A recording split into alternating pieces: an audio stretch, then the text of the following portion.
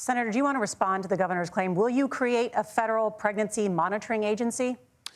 No, Nora, certainly we won't. And I want to talk about this issue because I know a lot of Americans care about it, and I know a lot of Americans don't agree with everything that I've ever said on this topic. And, you know, I grew up in a working class family in a neighborhood where I knew a lot of young women who had unplanned pregnancies and decided to terminate those pregnancies because they feel like they didn't have any other options.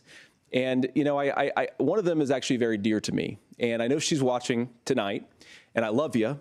And she told me something a couple years ago that she felt like if she hadn't had that abortion, that it would have destroyed her life because she was in an abusive relationship. And I think that what I take from that as a Republican who proudly wants to protect innocent life in this country, who proudly wants to protect the vulnerable, is that my party, we've got to do so much better of a job at earning the American people's trust back on this issue where they frankly just don't trust us. And I think that's one of the things that Donald Trump and I are endeavoring to do.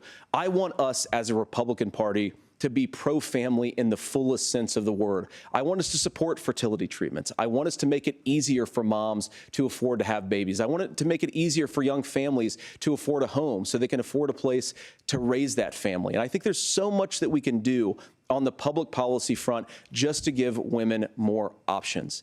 Now, of course, Donald Trump has been very clear that on the abortion policy specifically, that we have a big country and it's diverse. And California has a different viewpoint on this than Georgia. Georgia has a different viewpoint from Arizona. And the proper way to handle this, as messy as democracy sometimes is to let voters make these decisions, let the individual states make their abortion policy. And I think that's what makes the most sense in a very big, a very diverse, and let's be honest, sometimes a very, very messy and divided country.